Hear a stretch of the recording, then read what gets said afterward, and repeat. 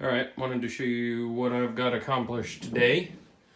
You'll see that the backer board is placed all the way around. It's not done up at the top, but I'll get to that later. I've got it all the way around. There's the vent that I cut in. That was a floor vent. Now it's a wall vent, so we'll be waterproof there. You saw that last time, and I had this piece up last time. What I've been preparing for is getting this floor poured. So you'll see over here, this is where the vent was at. I'm sorry, not vent, drain, for the original shower. And I've relocated it over to here. The reason for that is when you're putting a cement floor in for a shower, you want that floor to slope at 1/4 of an inch per linear foot. And with the drain in the back, I would have had to have this floor too high. So what I've done, let me see if I can get around here where you can see. This is 3 layers of cement board, 1/2 inch.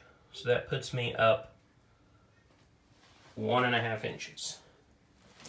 The drain that I'm using, you'll see that I'm the same height, so I'm 1.5 inches up all the way across this forward section of the room.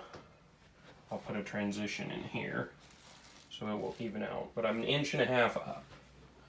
This drain that I'm using requires 1 inch of mud or cement underneath it. So you see I've got it spaced up on some 1-inch foam. So the way I did the measurement here, I said I'm at 1.5 inches here, and I need to be at 1 inch over there. If I did 1/4 inch per foot, means I can go over 24 inches or 2 feet. And I'll drop a 1/2 inch over 2 feet. And then this is not totally ideal with that drain not in the center of the room of this dimension. So it's 24 inches from here to here and 36 inches from there to there. So this edge of the floor is actually going to be 1/4 of an inch higher than this edge of the floor. But with the way this room is, the only place you'd see that, this bottom row of tiles on both sides is going to be a little bit more of an angle. This tile here is going to be shorter than this tile here.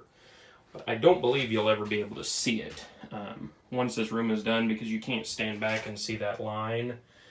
And you won't feel it once you're standing in there, because it'll just feel sloped unless you're doing the splits or something weird. So that's where we're at. I got all the plumbing done, so this drain is fully functional.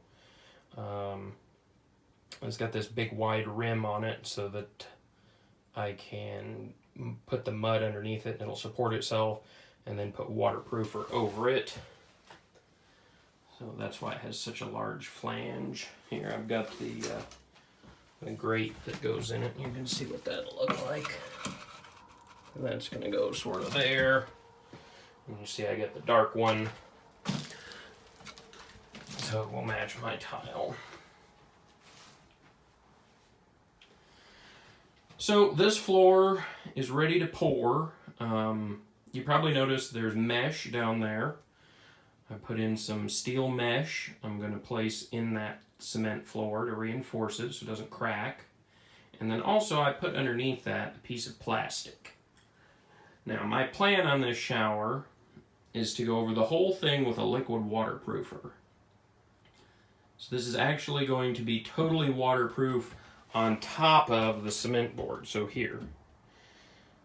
The other method that you can use, and I'm going to paint that on the floor too, so right on top of the floor is going to be liquid waterproofer membrane.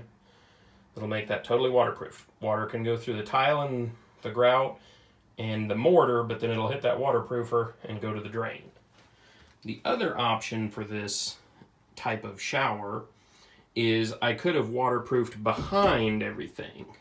And you get a heavy PVC plastic You wrap it up the wall, you fold the corners, and that all goes to sort of a similar style drain, but it's got a clamping ring and it clamps down on the center, and that's how you waterproof. So water can go through this cement board and hit that heavy rubber and it'll go down to the drain. But I didn't want to do that.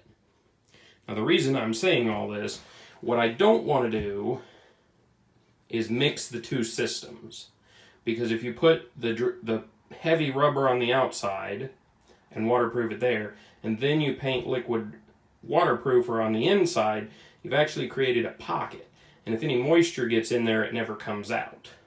That being said, I did put plastic down underneath this mesh, but it's not waterproof. I'll see if I can get where you can see it. It's cut a couple inches shy all the way around, so water can come out that way.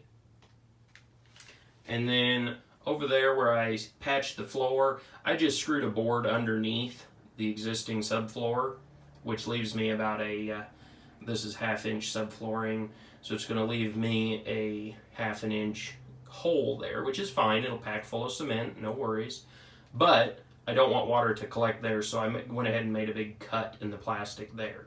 The purpose of this plastic is not to waterproof, it's to slow the transfer of moisture between the cement and the subfloor when the cement is being poured. So when I put wet deck mud, cement, whatever you want to call it, over here, I want that moisture to dry out the top of the cement. I do not want it to go down into my subfloor and get that plywood wet. So that's what that plastic is for. It's just to prevent the subfloor from getting soaked. Now I know that the subfloor is going to get some water in it around the edges and everything, and that's fine. We just don't want to get that floor too wet, because then it'll take forever to dry. It is open on the bottom, so it will transfer through, but that's just something that we don't want to, or I don't want to have to deal with. So, the only other thing that I'm going to point out, you guys may have noticed right over here where I moved the floor vent, you can see a little bit of that hole. And yes, that is dropped down. My intention is to just pack mud in there to fill that and support the end of that cement board, but otherwise it'll be fine. It's not going to crack off over there. This is 1.5 inches thick, and that's such a small area that it'll be fine. So all this is screwed in. I've got my hole here. I had a plumbing piece for that, but I bought the wrong thing. So I got to take that back to the store. So I have my hole in, and I won't install that anyway until I get the tile down, so that toilet flange will actually sit proud of the tile floor, so the beeswax seal will mate really well. That's something to watch out for if you ever removing a toilet and you see that somebody has added flooring around an existing toilet flange, and the flooring and the flange is flush. Try to say that 10 times fast. But if the flange is flush, you need to get the extra tall beeswax seal so it'll seal right, because that flange is supposed to sit proud. So anyway, next step, now that I've got all this around, I will probably try to take an evening here in the next couple days, mix up my deck mud, and go ahead and get this poured in place. That will then have some cure time. I figure it's probably going to take 2 weeks for that to totally be cured. I'll probably let it sit at least a week before I walk on it. But after that week is up, I'll go ahead and start to finish these 2 walls. I have some more work to do here. This, you'll see this opening here. That's to be a shampoo rack, kind of a shelf there in the wall. But I've got to do a little jury rigging, because the way this sits, I can't get to the back to secure there'll end up being a piece of cement board in the back of that, and I got to figure out a way to get it stuck in there. So I'll work on that, and lots to do, but this project's coming together.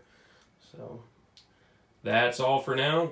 Remember, if you like my stuff, go ahead and subscribe, hit the like button, share it with your friends, More people to watch, more videos I can do. And I have to paint. This is the most disgusting walls I've ever seen. Well, catch you next time.